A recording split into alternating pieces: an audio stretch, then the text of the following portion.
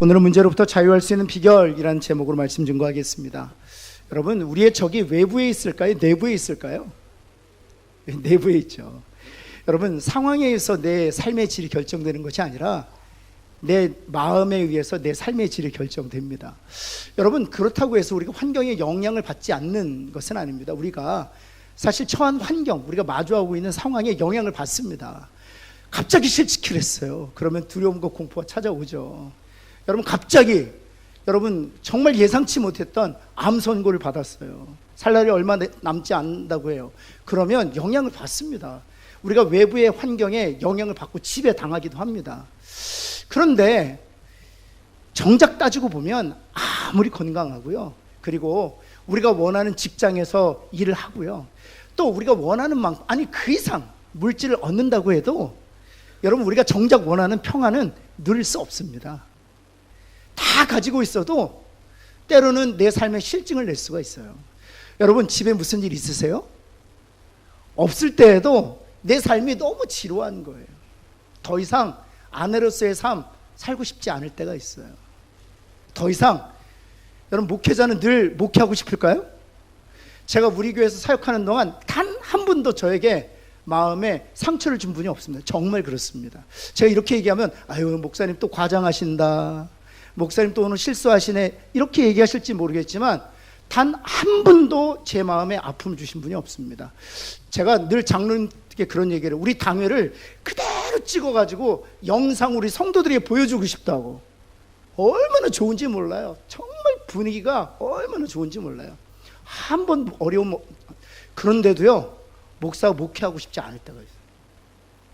너무 지루하고 실증나고, 또 하는 일이 늘 반복해서 하는 일이라.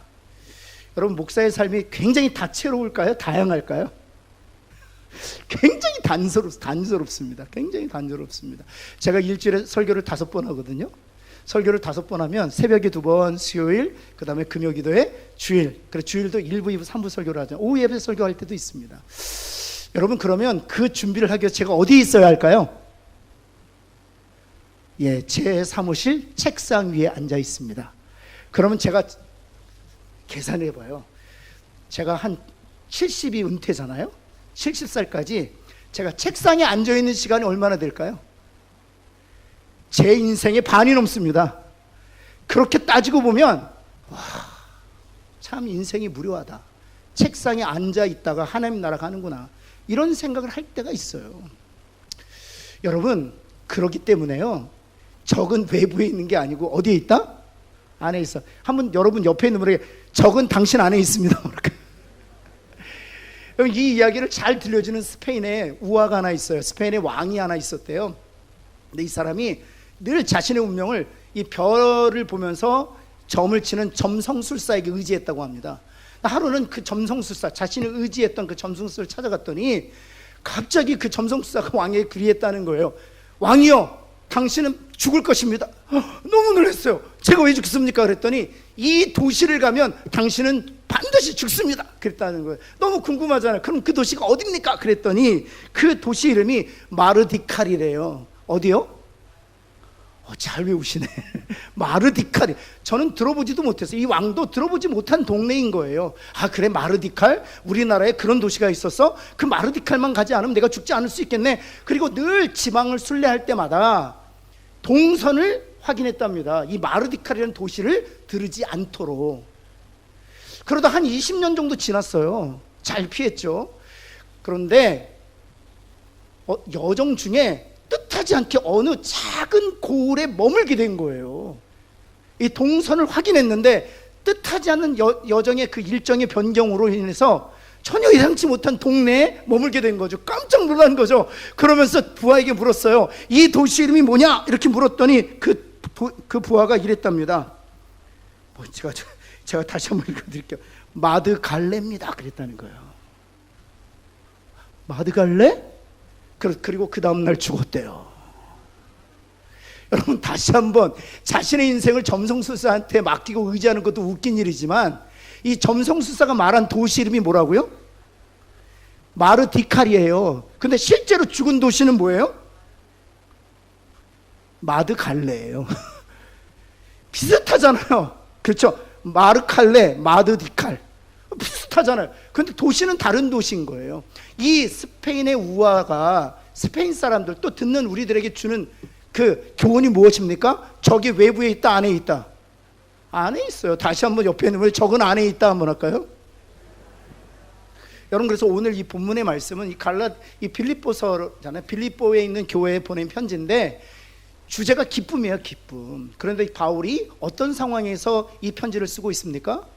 감옥에 갇힌 상황에서 이 편지를 쓰고 있는데 기쁨을 얘기하고 있어요. 이 빌립보서가 그래서 어떻게 하면 이 내면의 적을 잘 다룰 것인가를 사실은 우리들에게 가르치고 있습니다. 여러분, 첫 번째, 어떻게 하면 이 내면의 적을 잘 다룰 것인가? 마음은 지켜야 된다는 거예요. 여러분, 마음은요, 그냥 방임하면 저절로 지켜주는 줄 아는 분들이 있습니다. 여러분, 우리 육체를 지킬 때요, 얼마나 열심히 하는지 모르세요. 저 비타민 하루에 3,000씩 먹습니다. 제 아내는 9,000씩 먹습니다. 여러분, 비타민 그렇게 먹어야 되는 이유가 어디 있습니까? 거기 또 종합 비타민 드시잖아요. 여성은 여성주 비타민, 남성은 남성 비타민. 또 우리 한국은 병원 얼마나 쉽게 갈 수 있습니까? 한 번은 제가 귀가 아파서 갔더니 간호사가 그러더라고요. 아우, 손님, 치료비가 많이 나왔어요. 어쩌죠? 그래서 제가 물었죠. 얼마나 많이 나왔나요? 그랬더니 14,000원 나왔대요. 여러분, 그렇게 저는 적게 내본 적이 없어요. 미국은 보통 의사만 봐도 5만 원씩 내야 되거든요. 의료보험 갖고 있어도. 그래서 14,000원, 얼마 안 나왔는데 간호사가 깜짝 놀라요. 그거 많이 나온 거 알고 보니까 제가 평소에 가보니까 3,000원 내면 많이 내더라고요.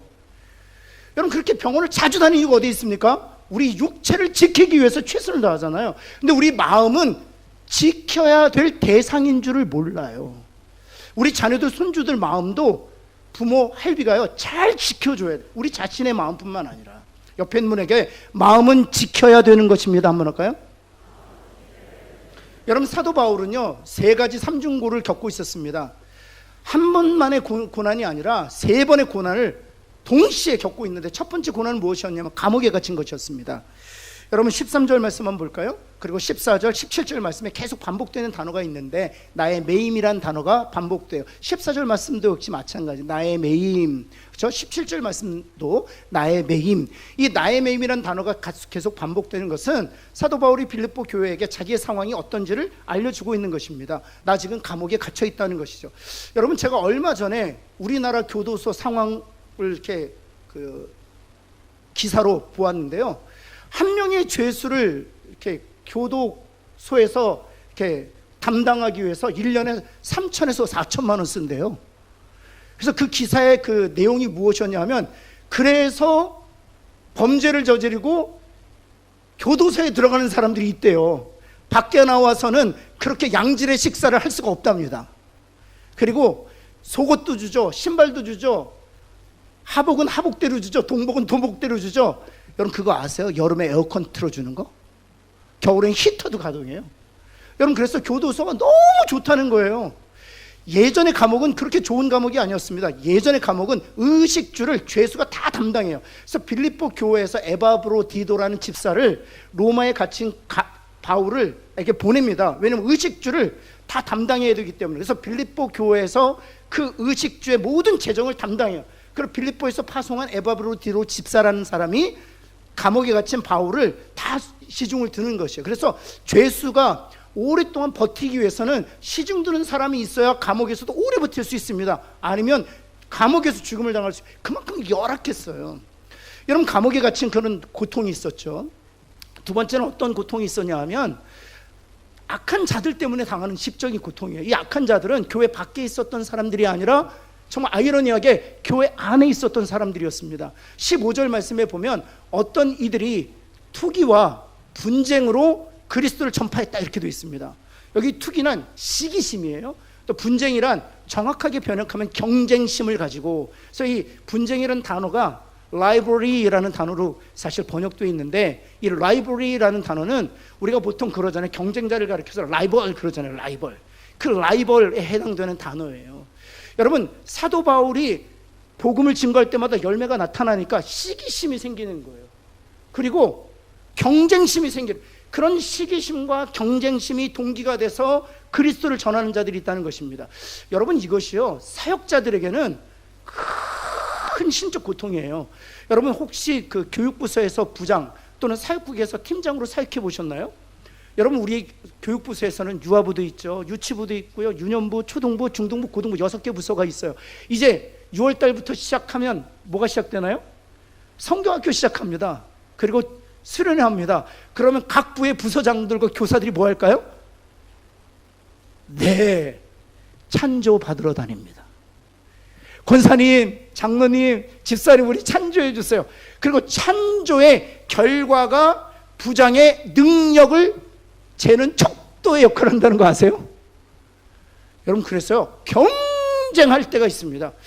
여러분, 선한 의도로 경쟁하기도 하지만 옆에 부서가 너무 잘하니까 시기하고 또는 경쟁심을 가지고 경쟁하기도 해요.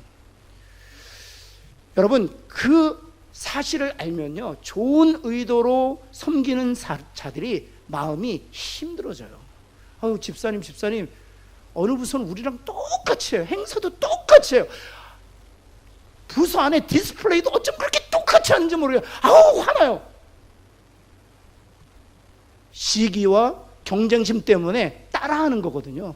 그럼 그 사실을 아는 것 자체만으로 해도 마음이 힘들어요. 여러분뿐만 아니라 이것이 바울의 심정이었어요. 뿐만 아니라 악한 자들이 어떤 동기를 가지고 그리스도를 전했냐 하면 17절 말씀이에요. 17절 말씀에 보면 그들은 나의 매임에 괴로움을 더하게 할 줄로 생각하여. 바울이 감옥에 갇힌 것은 복음 전하다가 감옥에 갇혔습니다. 그런데 복음 전하다가 감옥에 갇힌 바울을 어렵게 할 요량으로 복음을 전했던 사람들이 있다는 거예요. 복음 전하면 복음 때문에 감옥에 갇힌 그 바울을 이 감옥에 가둔 이 당국자들이 더 괴롭게 할 것이다, 그런 동기를 가지고 복음을 전해. 어떻게 이런 사람들이 있을 수 있어요? 이런 사람들 있을 수 있습니다. 옆에 있는 분에게 이런 사람들 있을 수 있다. 제가 여러분 정말 축복합니다. 이런 사람들 만나지 않기를 예수 그리스도는 축원합니다. 와, 이런 사람은 감당이 안 돼요. 감당이 안 돼요. 복음 전하는 것 때문에 감옥에 갇혔는데 그 복음 전하는 것 때문에 감옥에 갇힌 바울을 어렵게 알고 복음을 전한다? 야, 이게 어떻게 말이 됩니까? 그런데요, 주일을 하다 보면, 또 세상 일 하다 보면, 또 가정에서 일을 하다 보면 말도 안 되는 사람들 만나요. 그런 사람 때문에 얼마나 마음 힘든지 몰라요. 어떻게 이런 일이 있을 수 있어? 어떻게 이런 일을 다 할 수 있어?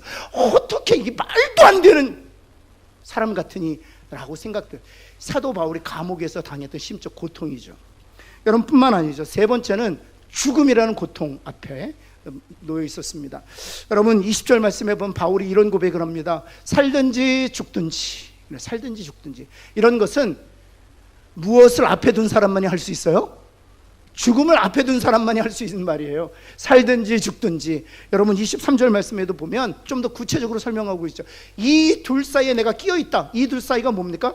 죽는 것과 사는 것 둘 사이에 내가 끼어 있다. 그것은 죽을 확률이 더 높을 때 하는 얘기입니다. 다시 말해서 사도 바울은 감옥에 갇혔죠. 뿐만 아니라 악한 자들의 악한 동기로 인하여 심적인 고통을 받고 있었죠. 더 나아가서는 죽음이라는 실제적인 당면한 문제와 마주하고 있었단 말이죠. 그런데 한번 보실까요? 외부의 적이 문제냐, 내부의 적이 문제냐. 오늘 사도 바울의 태도를 보면 알 수 있어요. 18절 말씀 한번 볼까요? 우리가 노란색으로 하이라이트된 부분만 한번 같이 읽겠습니다. 시작. 바울이 외부에 그 수많은 고난들이 있었지만 마음으로는 기뻐하고 또 기뻐했다는 거예요. 옆에 있는 분에게 한번 기뻐하고 기뻐하겠습니다 한번 할까요? 어떤 느낌으로 하셔야 되냐면 당신 때문에 내 기쁨을 빼앗기지 않겠습니다, 뭐 이런 뜻이에요. 한번 따라해볼게요. 기뻐하고 기뻐하겠습니다. 여러분, 이렇게 바울이 외부에 적이 있었지만 마음이 기쁨으로 충만했던 것은 자신이 마음을 어찌했기 때문입니까? 철저히 지켰기 때문에, 최선을 다해서 지켰기 때문이에요. 애씀으로 지켰기 때문이에요. 그냥 그 외부의 적의 마음을 방치하지 않았어요. 그래서 잠언 4장 23절에서 하나님께서 우리에게 이렇게 명령하신 것입니다. 같이 한번 읽겠습니다. 시작. 모든 지킬 만한 것 중에 더욱 내 마음, 이것은 어떤 전제를 가지고 얘기하냐면 우리 사람들이 지킬 것들이 많다는 거예요. 여러분, 이 악한 세상에서 우리 자녀들 지켜야죠. 손수를 지켜야죠. 우리 일자리 지켜야죠. 우리 교회 지켜야죠. 수많은 것들이 있지만 그 중에서 가장 지켜야 될 최우선하는 것이 있다면 그것은 마음이다, 이렇게 얘기하는 거예요. 왜냐하면 마음을 잃으면 다 잃기 때문이에요. 사랑하는 성도 여러분, 사도 바울은 이것을 알았어요. 그래서 외부의 그 수많은 고난에 자신의 마음을 그냥 방임하지 않았어요. 그 속에서도 자기의 마음을 지켰습니다. 이것이 명령령으로 되어 있습니다. 왜 하나님께서 명령하셨을까요? 마음 지키지 않으면 죽으니까. 마음 지키지 않으면 실패할 수밖에 없기 때문에. 사랑하는 성도 여러분, 마음은 우리가 애써서 최선을 다해서 지켜야 될 대상이라는 사실이에요. 그런데 어떤 분들은 마음을 지키라 그랬더니 또 마음을 닫는 분들이 있어요. 마음을 지키는 것하고 닫는 것은 다릅니다. 마음을 닫는 것은 이 마음이 지옥 같은 상태를 계속 유지하는 거예요. 마음을 지키는 것은요, 사도 바울처럼 그 마음에 기쁨이 충만해야 돼요. 그래서 여러분, 내 마음이 그냥 무의 상태잖아요? 문제가 있어요. 무의 상태에도 아무런 느낌이 없어도 문제가 있는 거예요. 여러분, 이 기쁨이라는 것은 내 마음의 상태가 어떤지를 재는 그런 게이지와도 같아요. 여러분 마음에 기쁨이 있으세요? 기쁨이 있으셔야 돼요. 그게 내 마음을 지켰다는 결과인 거예요. 결과. 기쁨이 있어야 우리가 움직일 수 있어요. 여러분, 때로는 부모 역할 하고 싶지 않을 때가 있죠. 왠지 아세요? 마음에 기쁨이 없기 때문이에요. 때로는 월요일날 직장에 가고 싶지 않으시죠. 왠지 아세요? 마음에 기쁨이 없기 때문이에요. 주께서 맡긴 사역인데 열심히 했던 적이 있는데 지금은 다 내려놓고 싶죠. 왠지 아세요? 마음을 지키지 않았기 때문이에요. 그냥 상황에, 외부의 적에 마음이 갈갈이 찢길 때까지, 마음이 건조해져서 이젠 완전히 황폐해서 쩍쩍 갈라질 때까지 그 마음을 방치한 결과예요. 그래서 마음에 기쁨이 없어요. 그래서 우리에게 맡기신 일이지만, 그렇게 열심히 했던 일이지만 지금은 다 손을 놓고 싶어요. 심지어는요, 어떤 이들은 예배도 출석하지 않아요. 왜냐하면 기쁨이 없어서. 마음은 지켜야 돼요. 마음은 지켜야 되고, 그 결과가 무엇인가 하면 기쁨으로 나타나야 돼요. 그 기쁨이 충만할 때까지 마음을 지키는 저와 여러분 되기를 예수 그리스도의 이름으로 축원합니다. 두 번째는, 그렇다면 구체적인 방법인데 어떻게 하면 내 마음의 기쁨을 충만케 할 것인가 인 건데요, 그건 예수님을 주목하는 것입니다. 한번 따라해 볼까요? 예수님을 주목하는 것입니다. 이제 바울이 보여주고 있어요. 18절 한번 볼까요? 보면, 그러면 무엇이냐? 거칠은 하나 참으로 하나 무슨 방도로 하든지 전파되는 것은 누구다? 주님이라는 거예요. 악한 동기를 가지고 복음 때문에 갇힌 나를 괴롭게 할 용으로 복음을 전한다 할지라도 그 복음 전해져서 그리스도가 증거된다면 나는 그것으로 기뻐한다는 것입니다. 다시 말해서 복음을 전하여 복음 때문에 갇힌 나를 괴롭게 할 그 악한 동기를 가진 그 악한 자들을 바라보지 아니하고, 그들 때문에 그들에게 마음을 내어주지 아니하고, 그것으로 인하여 증거되고 그것으로 인하여 전파되는 그리스도께 주목하니까 내 마음을 지키게 돼. 그리고 실제로 그리스도의 이름이 확장되는 것으로 인하여 내 마음의 기쁨이 충만하게 되었다라고 사도 바울이 고백하는 거예요. 여러분뿐만 아니라 20절 하반절 말씀 한번 볼까요? 20절 하반절에 보면 이제 죽음에 직면하고 있잖아요. 노란색으로 하이라이트 한번 같이 한번 읽겠습니다. 같이 한번 읽습니다. 시작. 살든지 죽든지 내 몸에서 그리스도가 존귀하게 되게 하려. 난 죽어도 된다는 것입니다. 죽어도 내가 죽기 때문에, 내가 순교하는 것 때문에 그리스도가 존귀하게 될 수 있다면 나는 기쁘다는 거예요. 여러분, 어느 누가 이런 사도 바울, 그리스도만을 주목하고 그리스도의 이름이 존귀케 되는 것이 자기의 평생의 삶의 이유로 삼은 사도 바울의 마음을 빼앗아갈 수 있겠어요? 여러분, 그리고 보면 12절에서 30절까지 그리스도라는 이 이름이 자그마치 11번이나 등장합니다. 그리고 1장 전체에서는 8번이나 등장, 18번이나 등장해요. 그것은 무엇을 의미하느냐 하면 사도 바울은 외부의 상황에 자신의 마음을 빼앗기지 아니하고 또 그것에 시선을 고정하지 아니하고 오직 누구만 바라보았다는 것입니까? 주님만 바라보았다는 거예요. 여러분, 그 여호수아하고 갈렙 그리고 10명의 정탐꾼이 있죠. 여러분, 그들이 본 것은 똑같아요. 여러분, 거인들을 보았어요. 그리고 견고한 성읍을 보았어요. 똑같아요. 외부의 상황은 아주 똑같아요. 다르지 않았어요. 근데 10명의 정탐꾼은 그 외부의 똑같은 상황을 보면서도 우리가 메뚜기다 이랬어요. 왜냐하면 그들의 마음은 그 외부의 상황에 빼앗겼기 때문이에요. 근데 여러분, 여호수아 갈렙은 무엇이라고 얘기합니까? 똑같은 상황을 보는데도 그들이 우리의 밥이다 그럽니다. 똑같은 외부의 상황을 바라보았지만 그 외부의 상황을 주관하시고 다스리시는 하나님과 그리고 모세를 통해서 주신 언약의 말씀, 이 땅을 너에게 영원한 기업으로 주시겠다는 이 약속의 말씀에 시선을 고정하고 있었기 때문에 그들은 외부적인 상황 때문에 두려워하지 않았다는 거예요. 사랑하는 성도 여러분, 주님만 바라보시기를 예수 그리스도는 축원합니다. 그리고 우리에게 주신 그 약속의 말씀을 마음에 두시기를 바랍니다. 여러분, 그 찬송가 288장 3절 우리가 잘 부르는 찬양이에요. 주 안에 기쁨 누림으로 마음의 풍랑이 잔잔하니 했잖아요. 기쁨이 어디 안에 있다고요? 주님 안에 있다고요. 기쁨이 주님 안에 있다고요. 그리고 그 기쁨으로 인해서 마음의 풍랑이 잔잔하게 되었다는 거예요. 그 다음 구절 볼까요? 세상과 나는 간 곳 없고 오직 누구만 보이도다? 주님만 보인다는 거예요.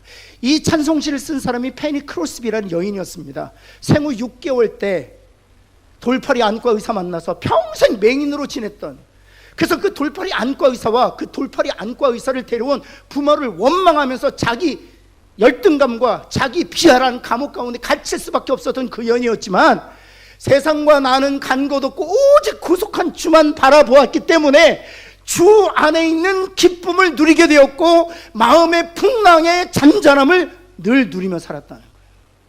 사랑하는 성도 여러분, 외부에 적이 있는 게 아니에요. 오직 주님만을 바라보는 저와 여러분 되기를 예수 그리스도는 축원합니다. 마지막 세 번째는데요, 복음 중심의 생각을 가지고 사는 것입니다. 복음 중심의 생각을 가지고 사는 것. 12절 말씀 볼까요? 감옥에 갇혔죠. 악한 동기를 가지고 자기를 더 괴롭게 할 요량으로 복음을 전한 자들이 있어 죽음을 목전에 두고 있었죠. 이에 대하여 사도 바울이 이런 고백을 합니다. 같이 한번 읽겠습니다. 시작. 형제들아, 내가 당한 일이 도리어 복음 전파에 진전이 되었다는 거예요. 오히려 복음 전파에 진전이 되어, 내가 그래서 기뻐한다는 것입니다. 사도 바울이 마음을 지킬 수 있었던 비결은 복음 전파하는 사명에 붙들려 살았기 때문이에요. 여러분 또한 18절 한번 볼까요? 18절 말씀에도 동일한 말씀을 주고 있어요. 그러면 무엇이냐? 거칠이로 하나 참으로 하나 무슨 방도로 하든지 전파되는 것은 누구다? 그래서 그리스도의 복음이 전파되는 것을 나는 기뻐한다는 것입니다. 악한 동기를 가지고 복음을 전할지라도, 그리고 심지어 그 복음을 전한 것 때문에 내가 감옥에서 괴로움을 당한다 할지라도 증거되는 것은 그리스도이기 때문에 내가 기뻐한다는 것입니다. 그래서 복음 전파의 사명을 가지고 살았기 때문에 그는 기뻐할 수 있어요. 그래서 사도행전 20장 24절 에베소 장로들을 모아놓고 그가 자신의 미션 스테이트먼트, 자기의 삶의 목적을 이렇게 설명하죠. 주 예수께 받은 사명, 곧 하나님의 은혜의 복음을 증언하는 일을 마치려 하면은 나의 생명을 조금도 귀한 것으로 여기지 아니한다. 그래서 죽음 앞에서도 감옥에 갇혔을지라도 악한 동기로 자기를 괴롭게 할 요량으로 복음을 전한 자들이 있어도 증거되는 것은 그리스도이기 때문에 기뻐할 수 있었던 거예요. 여러분, 한 번은 제가 교육전도를 일했을 때 두 장로님이 계셨어요. 두 장로님이 신발 가게를 하셨습니다. 한 A라는 장로님과 B라는 장로님이 신발 가게를 나란히 하셨어요. 나란히. 그런데 신발 가게 할 때 우리 한국에서도 나이키가 유행이지만 미국에서는 나이키 하면 최고입니다. 최고. 그래서 나이키 판권을 사실 그 동네에 딱 한 군데밖에 안 줘요. 여기 주고 저기 주고 그러지 않습니다.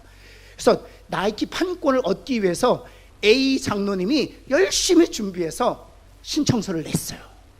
그 B 장로님이 A 장로님이 신청서를 냈다는 이야기를 듣고 또 또 냈어요. 나중에. 여러분 누가 됐을까요? 먼저 내신 A 장로님 되셨을까요? 나중에 내신 B 장로님 되셨을까요?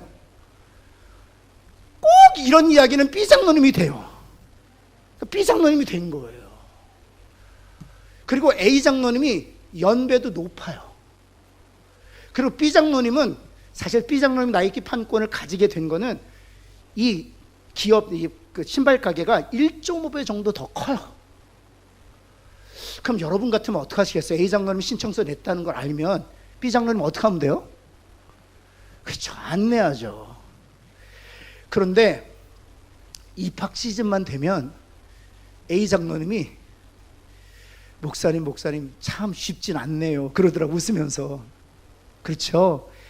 입학 시즌이 되면 50명에서 100명이 쫙 늘어서서 나이키 에어 하나씩 안고 신발 가게를 나오는 모습을 보면 너무 힘들대요. 너무 힘들대요. 그런데 여러분 제가 이 말씀 드린 이유가 있습니다. A 장로님 뭐라는 줄 아세요? 그런데 목사님 감사해요. 왜냐하면 우리 B 장로 내가 잘 알지만 11조 잘하고 또 지금 선교 담당하고 있잖냐고. 하나님께서 선교일 잘하라고 하나님께서 나이키 판권 우리 B 장로님한테 주신 거라고. 와, 여러분 그렇지 않아도 B 장로님 미안하거든요. A 장로님 얼굴 보기가 미안하거든요. 그런데 그렇게 생각해 주시니까 두 사람이 같이 시무장로로서 단 한 번의 문제도 없었어요. 그리고 오히려 A 장로님의 격려를 받아서 B 장로님이 훨씬 더 주시는 물질을 갖고 마음껏 선교했습니다. 그리고 그 이야기가 거기서 끝나지 않아요. 이 A 장로님을 하나님께서 어떻게 축복하셨는 줄 아세요? 백화점에 입점하게 하셔서 20개의 백화점에 신발을 공급하는 그런 기업체로 하나님께 키우셨어요. 하나님 뭘 보고 계세요? 마음을 보고 계시는 거예요. 마음을 어떻게 지키는지. 여러분 두 길이 있습니다. 분노하고 또 시시비비 갈려서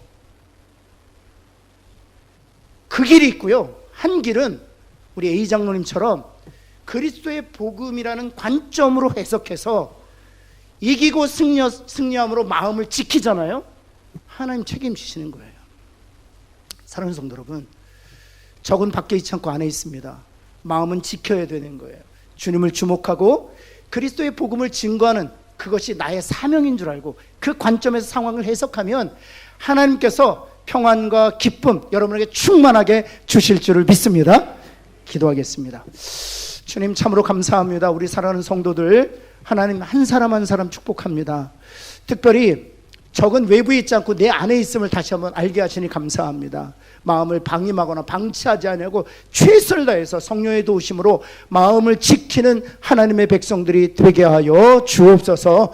뿐만 아니라 어떤 상황 가운데에서도 하나님 마음을 빼앗기지 않게 하시고 오직 주님만 바라보게 하시고 그리스도의 복음이 확장되고 증거되는 관점을 가지고 상황을 해석할 수 있는 하나님의 사람들 다 되게 하여 주옵소서. 예수 그리스도의 이름으로 기도합니다. 아멘.